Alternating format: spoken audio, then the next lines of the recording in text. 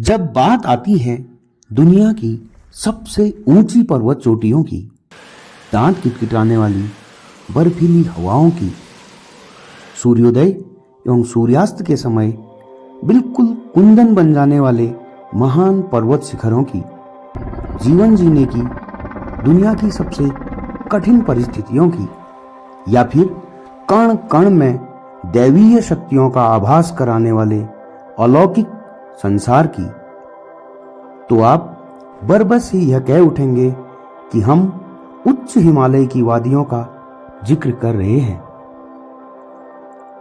हिमालय की ये पर्वत चोटियां और उनके बीच से निकलने वाले ये दर्रे जितने खूबसूरत नजर आते हैं, उतने ही रहस्यों से भी भरे हुए हैं और हर किसी के बस की बात ही नहीं कि वह यहां पहुंच सके और फिर सकुशल वापस भी जा सके। आज हम एक ऐसे ही दर्रे की सैर पर आपको लेकर जा रहे हैं जो कि समुद्र तल से 5360 मीटर या 18,000 फीट की हाइट पर है। आपको पता है कि एवरेस्ट 29,000 फीट की हाइट पर है और यह दर्रा भारत और चीन सीमा के बहुत करीब है। साथ ही उत्तराखंड के दो मंडलों कुमाऊं एवं गढ़वाल को पिथौरागढ़ से चमोली को एक्सट्रीम नॉर्थ की ओर से जोड़ने वाले सदियों पुराने पारंपरिक मार्ग के भाग इस दर्रे का नाम है ऊंटाधुरा। यहां पर आपको ऑक्सीजन की डेंसिटी भी समुद्र तल के मुकाबले केवल 30 से 40% ही मिलने वाली है। यहाँ के ट्रैक पर जाना मतलब हाइपोक्सिया का खतरा कई गुना बढ़ जाना, मतलब बिना किसी फिजिकल एक्टिविटी के भी आपको लग सकता है कि आपका दम उखड़ रहा है।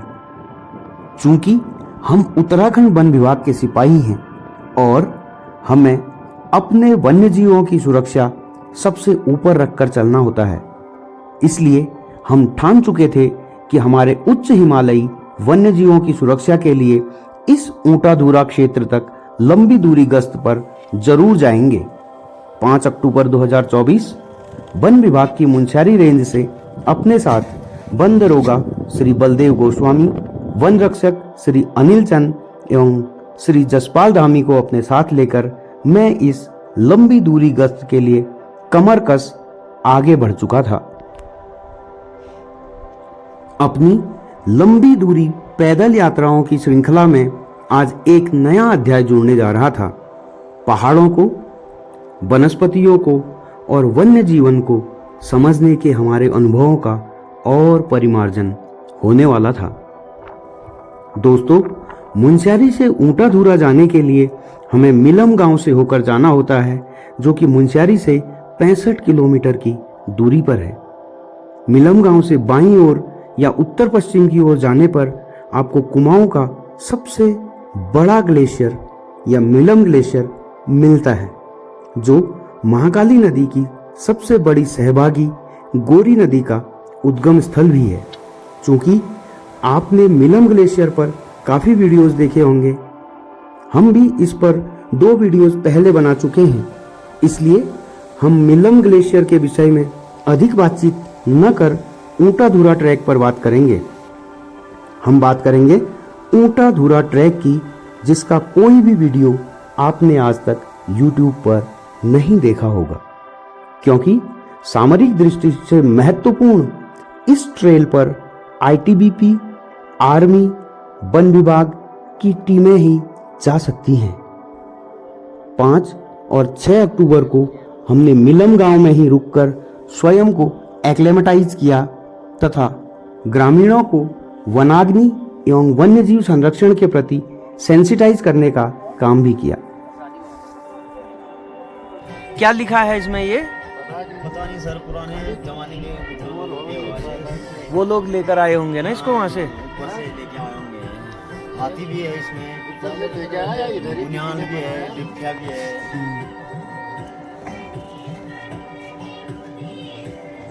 ये देखो मोनाल।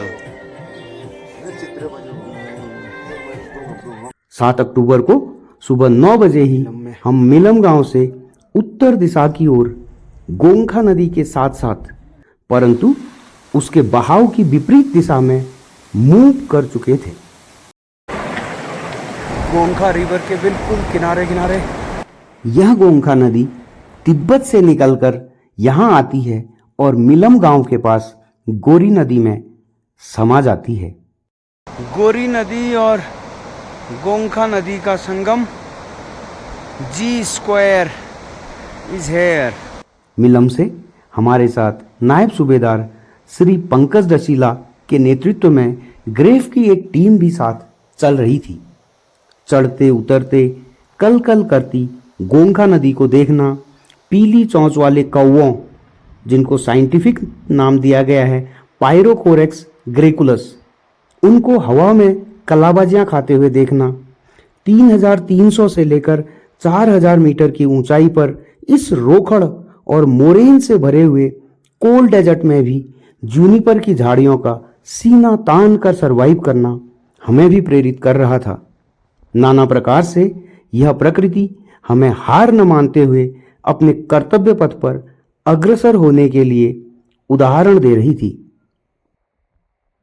Berberis vulgaris, the high altitude kilmora. High altitude का किल्मोड़ा ये लाल रंग का ही होता है, जो लोअर एल्टीट्यूड में मिलता है वो ब्लैक कलर का। Thank God for giving us so nutritious. इन चुनौतीपूर्ण रास्तों पर चलना आपकी आंखों को अवश्य सुकून देता है, लेकिन इस हाइट पर आपके फेफड़ों, आपकी टांगों के साथ ही आपकी इच्छा शक्ति को भी एक मजबूत चुनौती मिलती है। पर आई कैन डू इट और आई कैन डू बेटर का भाव आपको हार मानने नहीं देता। इस राह पर हमें अचानक से गोंखा नदी के उस पार भरल का एक झुंड दिखाई देता है। भरल या हिमालयन ब्लू सीप 3000 से लेकर 5000 मीटर की ऊंचाई पर साधारण घास और झाड़ियों को खाकर जीवित रहता है। वर्तमान में इसकी संख्या बहुत सीमित रह गई है। इस एंडेंजर्ड एनिमल के शिकार पर अत्यंत कड़ी सजा का प्राविधान भी है। इस प्रकार दोपहर 1 बजे हम दुम नामक स्थान पर आईटीबीपी की पोस्ट पर पहुंच गए थे। यह पोस्ट समुद्र तल से 4040 मीटर की ऊंचाई पर स्थित है तथा आईटीबीपी के जवान इतनी कड़कड़ाटी ठंड में भी देश की सुरक्षा के लिए मुस्तैद रहते हैं।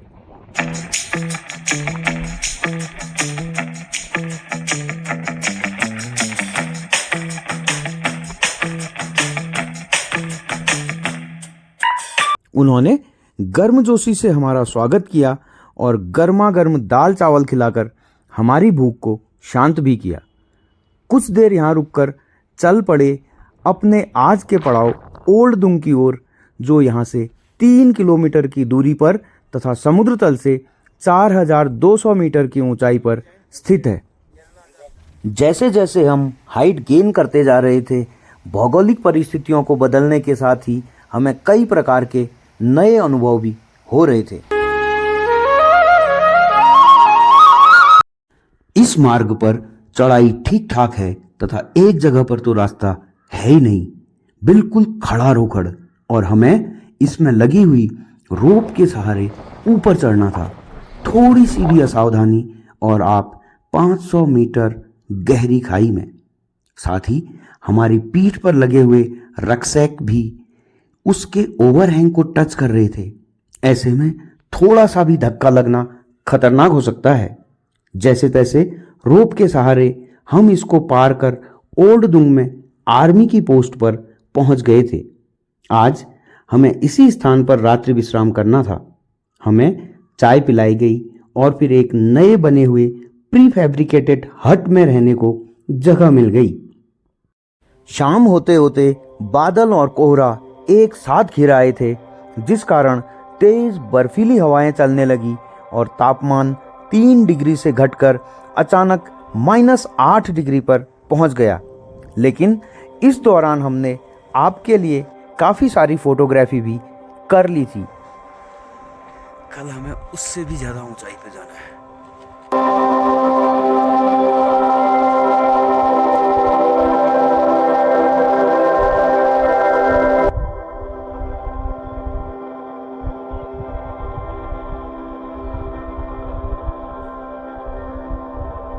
हाड़ कंपा देने वाली ठंड के साथ ही बर्फीली हवाएं भी इस सर्द रात को और अधिक रोमांचक बना रही थी। 8 अक्टूबर की सुबह हम 5 बजे ही उठ गए थे और हमने अपनी टीम के लिए मैगी बनाई और उसे अपने साथ लेकर हम सुबह 6:15 पर ओल्ड दुम को छोड़कर परीताल की ओर चल दिए थे। ठंड ठीक ठाक थी और चढ़ाई उससे भी खतरनाक। रास्ते के हाल बहुत ही खराब, या यूं कहें कि रास्ता था ही नहीं। कई जगह तो ऊपर से लगातार एल्टीट्यूड का बढ़ना हमारी सांसें उखाड़ रहा था। मुश्किल से 50 कदम चलते ही सांस फूलने लग रही थी और फिर कुछ सेकंड के लिए रुकना आवश्यक हो जा रहा था। इसी मार्ग में करीब 5 किलोमीटर आगे चलने पर बमरास नामक एक स्थान है। उसके ऊपर बमरास ग्लेशियर भी है। इस स्थान पर हमें आईटीबीपी की एलआरपी या लॉन्ग रेंज पेट्रोलिंग की टीम के कुछ सदस्य मिले, जिनसे हमने वाइल्ड लाइफ पोचिंग को रोकने के संबंध में आवश्यक चर्चा की।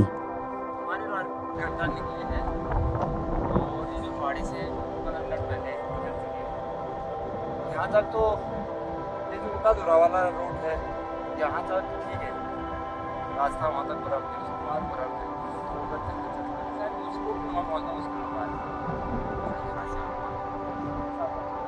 हमारे साथ वाले मुश्किल है, ऑफिसर है हमारे में वैसे। उसके बाद आगे बढ़े और करीब 10 बजे हम समुद्र तल से 4900 मीटर की ऊंचाई पर स्थित परीताल पहुंच चुके थे। पिछले 4 घंटे की शरीर तोड़ देने वाली चढ़ाई पूरी करने के बाद अचानक से इस हेवनली वाटर बॉडी के पास पहुंचना तो हमारे लिए एक स्वप्न के समान ही था। इस ताल को लोगों द्वारा अत्यंत पवित्र माना जाता है तथा इसके साथ लोगों की आस्था और भावनाएं भी बहुत गहराई से जुड़ी हुई हैं।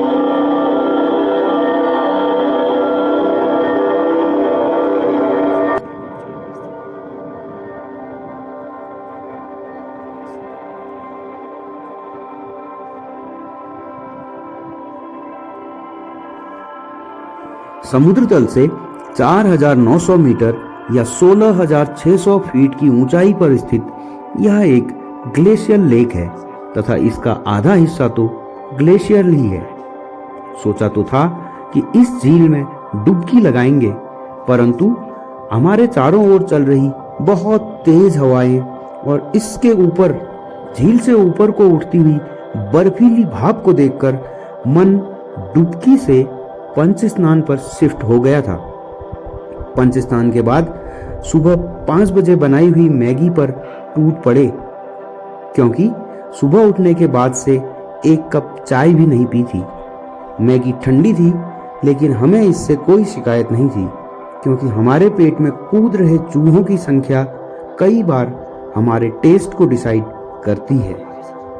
अब लगभग 11 बज रहा था और ऊपर की ओर सीना ताने हुए ऊंटाधुरा की खड़ी चढ़ाई मानो हमारा मजाक उड़ा रही हो। हमने मन बनाया और इस 3 किलोमीटर की खड़ी चढ़ाई को चढ़ना शुरू कर दिया।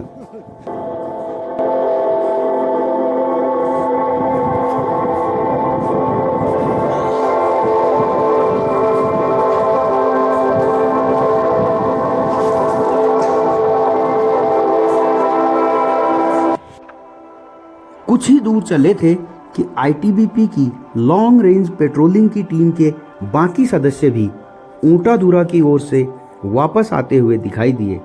यह टीम आज सुबह ही तो बमरास से आगे बढ़ी थी, फिर क्यों वापस आ रही है? टीम के कमांडर से बात करने पर उन्होंने हमें बताया कि ऊंटाधुरा और उसके पार बहुत अधिक बर्फ होने के कारण वे इस दर्रे को पार कर दूसरी ओर नहीं जा सके, इसलिए वापस लौट रहे हैं। हमने ऊंटाधुरा तक जाकर स्वयं अनुभव करने का मन बनाया। अपने दिल को शांत करते हुए ऑल इज वेल बोला और आगे को पग बढ़ा दिए। ये रहा ऊंटाधुरा और सुनने में आया है कि ये इसके पार रास्ता ही नहीं है, बहुत ज़्यादा बर्फ है। एल्टीट्यूड धीरे धीरे बढ़ रहा था। ऑक्सीजन की कमी हमें तोड़ने का प्रयास कर रही थी। आंधी की गति से चल रही बर्फीली हवाएं भी हमारी इच्छा शक्ति की अग्नि परीक्षा ले रही थी। इन बर्फीली हवाओं के बीच भी हम धीरे धीरे एल्टीट्यूड को देखकर आगे बढ़ रहे थे। कुछ कदम और बोलकर एक दूसरे की हौसला अफजाई भी कर रहे थे। दोपहर 1 बजे हमारी उस इच्छा शक्ति का परिणाम भी हमें मिल ही गया जब हम ऊंटाधुरा पास के टॉप पर थे। 5360 मीटर या 18,000 फीट की हाइट। चारों ओर देखने पर लग रहा था कि बर्फ की सफेद चादर ओढ़े हुए सभी छोटी बड़ी चोटियां इस ऊंचाई पर हमारा स्वागत कर रही हों। अंदर से जज्बात फूट पड़े थे। हे, हमने कर दिखाया। दोस्तों, इस पास का आकार ऊंट की पीठ के समान है, इसलिए इसे ऊंटाधुरा नाम दिया गया है। 1962 के भारत चीन युद्ध के बाद इस पास से आवाजाही बिल्कुल बंद हो गई है, लेकिन उसके पहले यह ओल्ड सिल्क रूट का एक पार्ट होता था तथा यहाँ से लेकर मिलम तथा जोहार घाटी के अन्य गांवों के ग्रामीण तिब्बत की ज्ञानिमा मंडी तक गुड़, मिश्री और तंबाकू लेकर जाते थे और वहां वस्तु विनिमय कर उसके स्थान पर नमक और रेशम का कपड़ा लेकर आते थे। या फिर तिब्बत के हुनिया और लामा लोग यहां से होकर मिलम गांव तक व्यापार के लिए जाते थे। लेकिन केवल ऊंटाधुरा को पार करना ही तिब्बत पहुंचने के लिए पर्याप्त नहीं था। इसके लिए ग्रामीणों को ऊंटाधुरा के बाद जैतीधुरा और फिर किंगरी बिंगरी पास को पार करना होता था। चूंकि इन तीनों दर्रों के बीच में रात्रि विश्राम के लिए कोई स्थान उपलब्ध नहीं होता था, इसलिए उस समय ग्रामीण एक ही दिन में तीनों दर्रों को पार कर तिब्बत पहुंच जाया करते थे। आज एक ही दर्रे ने हमारे होश फाख्ता कर दिए और वे लोग 3-3 दर्रे, और वो भी एक दिन में। ज्ञानिमा मंडी से ही यह रास्ता आगे बढ़कर कैलाश मानसरोवर यात्रा मार्ग में मिल जाता था और इस प्रकार जोहार के 100 लोग कैलाश मानसरोवर यात्रा कर भगवान शिव के दर्शन का पुण्य भी कमा लिया करते थे। तिब्बत के साथ व्यापार के 2 केंद्र बहुत प्रसिद्ध हुआ करते थे, जिनमें से एक था मिलम, जहां से इसी मार्ग से होते हुए ज्ञानिमा मंडी में जाकर व्यापार किया जाता था, और दूसरा केंद्र था धारचूला विकासखंड का गुंजी गांव। गुंजी से लोग नाभिढांग लिपुलेख पास होते हुए तिब्बत की तकलाकोट मंडी में व्यापार के लिए पहुंचते थे।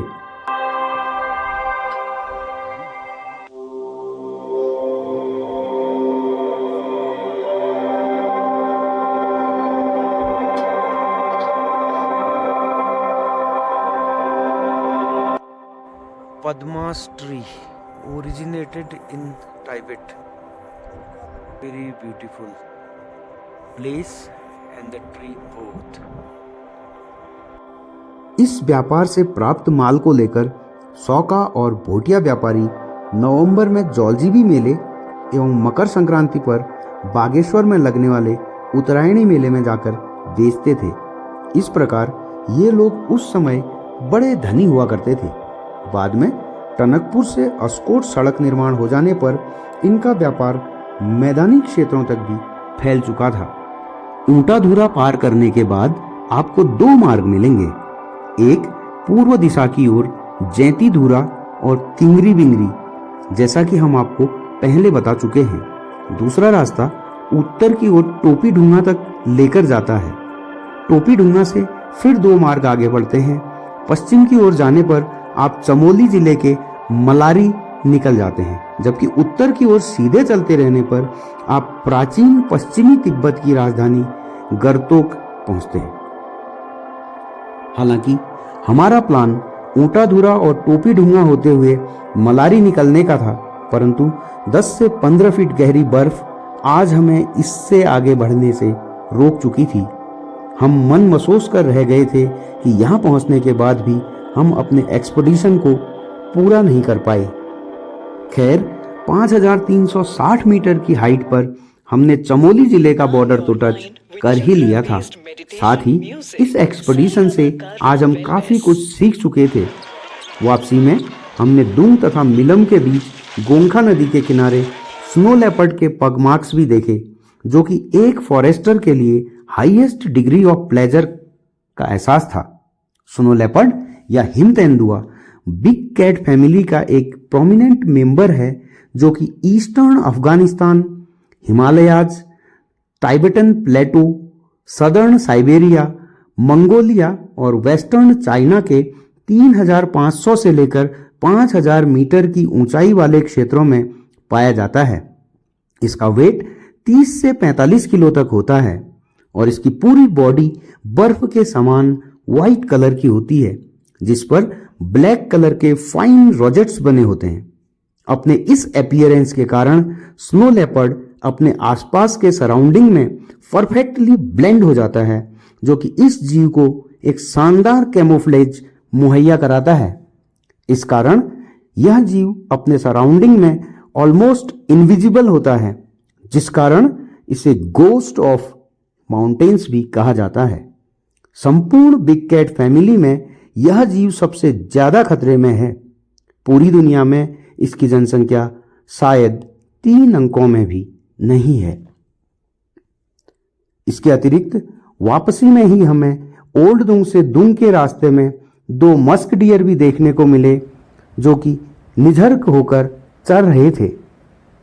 इस प्रकार हमारी यह लंबी दूरी गश्त वन अपराधियों, खासकर शिकारियों के हौसले पस्त करने वाली थी।